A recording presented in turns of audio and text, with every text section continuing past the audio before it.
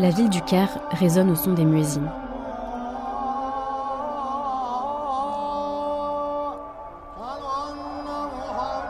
Cinq fois par jour, les appels à la prière donnent le tempo.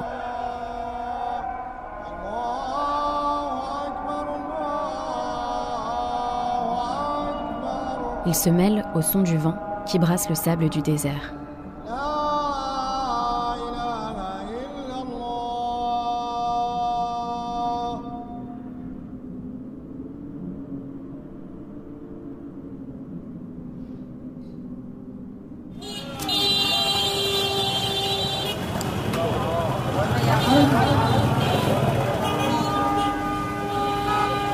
Ici, le bruit des klaxons est omniprésent.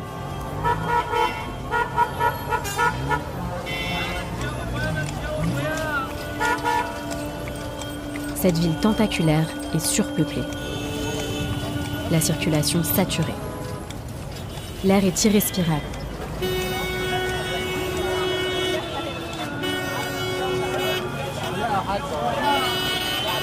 J'ai jamais entendu un bordel aussi monstrueux.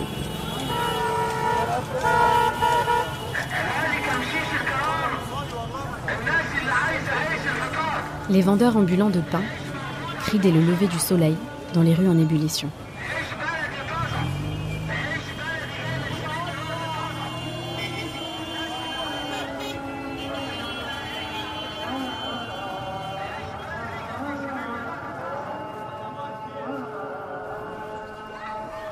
Depuis la révolution avortée de 2011, le Caire est dévisagé, surveillé.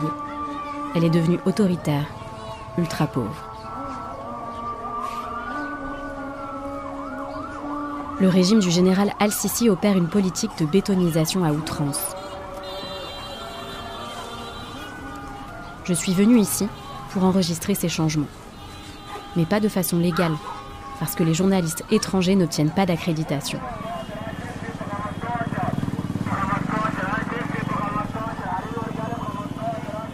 Si on se fait prendre, on risque d'être accusé d'espionnage. Alors, pour vous faire entendre les battements du Caire, je n'ai pas eu le choix. J'ai enregistré dans les rues bruyantes, avec des micros cachés. Je les ai glissés dans ma poche, sous ma jupe, dans mon tote bag. J'ai enregistré en me faisant passer pour une touriste.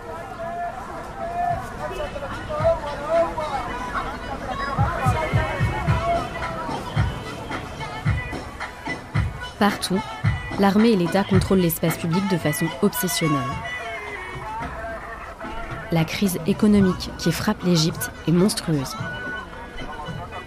L'aspect de la ville a changé et ses sons se mêlent désormais à la peur.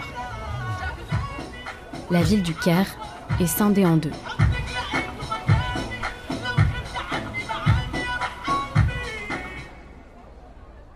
Le Caire brisé, de Milena Payon. Arte Radio, fermez les yeux.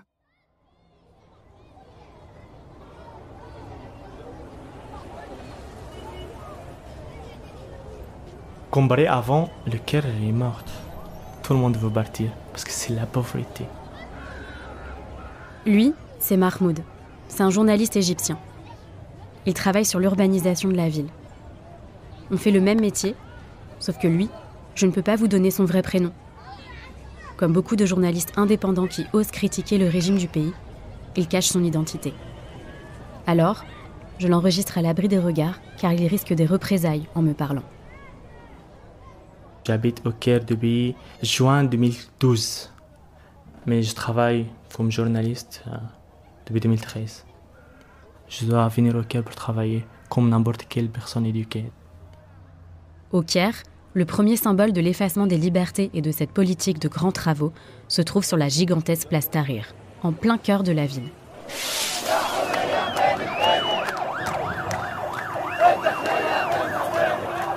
C'est ici que la révolution du 25 janvier 2011 s'est en partie déroulée. Des milliers de gens l'occupaient chaque jour. Ils demandaient plus de démocratie et la fin de l'état policier de l'ancien président Hosni Moubarak.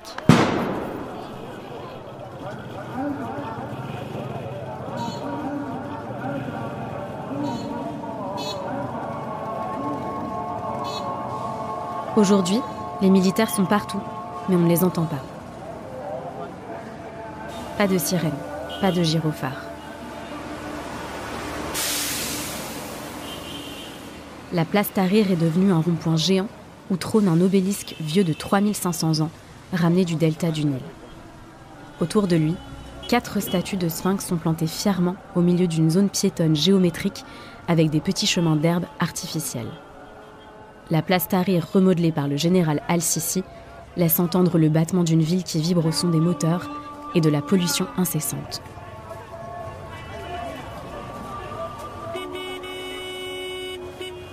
C'est devenu une fausse place musée qui écrase tout souvenir de la Révolution. Les policiers partout, ils occupent l'espace public, ils occupent toutes les routes. Enfin, tu ne peux pas aller librement, essayer de promener ou parler avec tes amis. Même dans le café au centre-ville, il y a des informateurs de police partout. Si tu critiques le régime dans un café, tu vas trouver plein de gens. Non, non. Même le mec qui travaille dans le café, non, ne parle pas de la politique. Tout le monde a peur.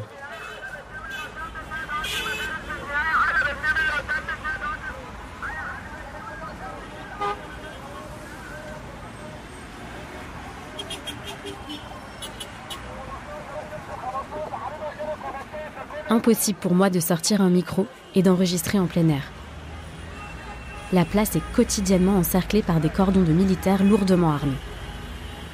Ce qui me frappe, c'est qu'ils ont l'air super jeunes. Et franchement, vaut mieux pas déroger à la règle. Ils tirent à balles réelles. Pour passer, tu dois présenter ta carte d'identité, pourquoi tu viens ici. Donc c'est interpellation de toute personne qui entre la place Tahrir. Ils ont arrêté plein de gens comme ça. S'il y a une manifestation, ils attaquent les gens avec violence. Ils ont le droit d'arrêter les gens. Ils ont le droit d'utiliser des armes. Donc nous sommes paniqués, on ne peut pas sortir.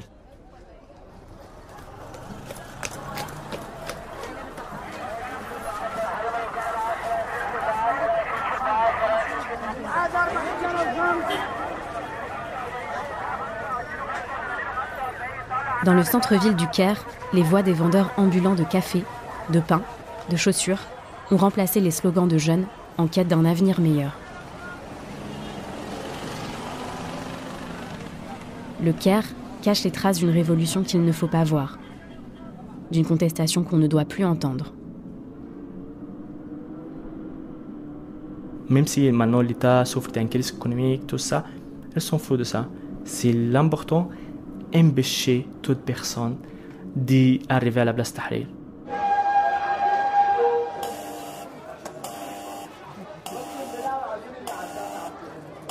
À 50 km à l'est du centre-ville, s'érige en plein désert une nouvelle capitale que le président Al-Sisi a baptisée le Nouveau Caire.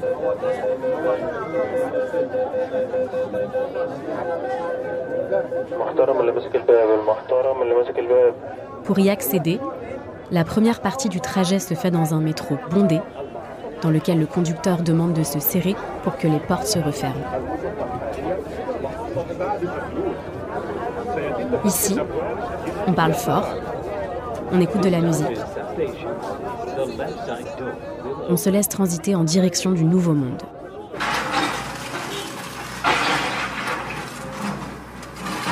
Arrivé au terminus, pas le choix, il faut continuer le trajet en voiture.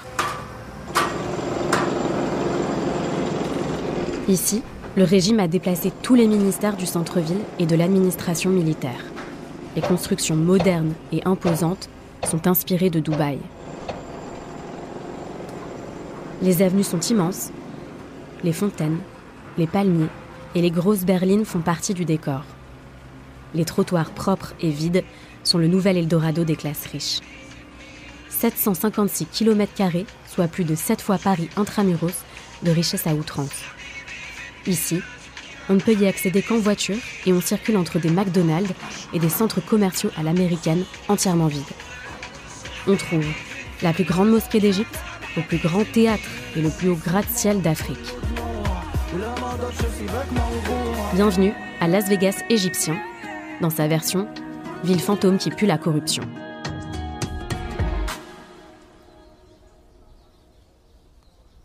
La nouvelle capitale, c'est des grands immeubles, très chers, même très très très chers. Même pour moi, la classe moyenne, je ne peux pas vivre là-bas. Parce que je n'ai pas l'argent pour vivre là-bas. Vraiment. Et des centres commerciaux. Et même ils ont fait un lac dans le désert. Tu n'imagines pas comment un pays pauvre fait tous ces travaux. Travaux de luxe. Des hôtels de luxe. C'est fantôme. C'est un endroit fantôme. Mais c'est quoi cette blague? Les bruits des marteaux-piqueurs ont envahi les immenses avenues. Les immeubles de la démesure poussent comme des champignons. Un petit cadeau à 60 milliards de dollars que s'est offert le général Al-Sisi pour des investisseurs étrangers. Tout est parfait. L'image est parfaite. Les bâtiments sont chics. Il y a des jardins. Tout est parfait. Pas une seule maison ancienne. Il n'y a pas cette image de pauvreté. L'Égypte n'est pas pauvre. Il n'y a pas de bidonville. C'est une image. Mais cette image, avec cette image, tu écrases plein de gens. Tu es écrasé, tu as endetté le pays.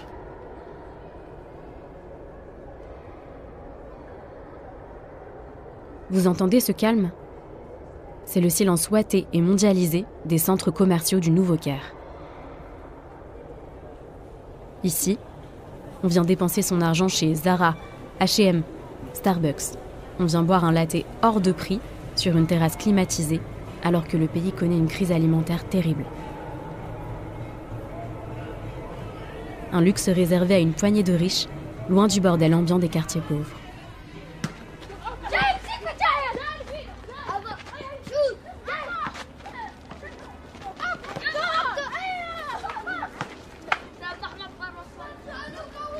Sur l'île de Zamalek, en plein centre-ville, au bord du Nil, les cris joyeux des enfants qui jouent au foot ont remplacé le chant des oiseaux. Depuis 2014, l'État a coupé 1 million d'arbres dans la ville et réduit tous les espaces verts pour les remplacer par du béton.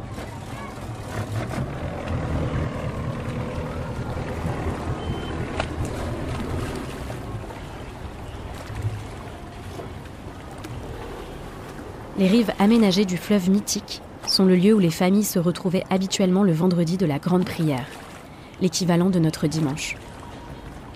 C'est aussi le seul endroit de la ville avec des arbres pour respirer loin de la pollution. On écoutait de la musique, on fumait la chicha sur les rives, on montait sur des farouks, les embarcations traditionnelles, avec sa famille ou ses amis. Des vendeurs ambulants qui vendent le thé, qui vendent des chips. Donc moi, avec mes amis, ma fiancée, je peux sortir là-bas, se promener sur le corniche du Nil, respirer l'air frais. Je peux aller avec mes amis, comme ça on prend un bateau dans le Nil. C'est ça le moyen de se promener dans une ville où il n'y a pas beaucoup de moyens de divertissement. Mais bon, ça c'était avant, car même ça, les Égyptiens en sont dépossédés. Pour accéder à la corniche du Nil, il faut payer. Une promenade sécurisée a été construite et les bords du Nil sont aujourd'hui sur 2 niveaux. Un supérieur gratuit et un proche de l'eau, payant. C'est là que se trouve la plus belle vue. C'est là qu'on peut profiter du fleuve. Même ça, c'est pas maintenant les Égyptiens n'ont pas le droit même de se promener librement.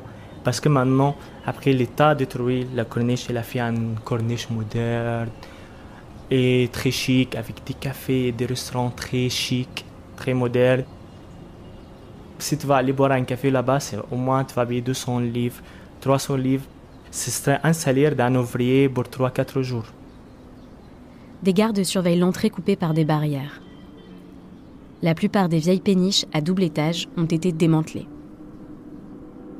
Ici, le silence a remplacé l'ambiance joyeuse des bords du Nil.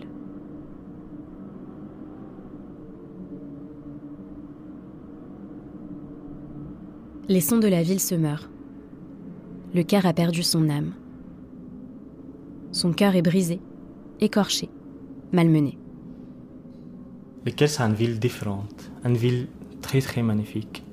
On essaie de le conserver magnifique. Ce que le régime fait, c'est détruire cette ville.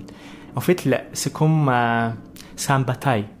C'est une bataille entre un régime qui veut changer totalement le visage de cette ville et une ville historique, grande, qu'il a depuis 1500 ans.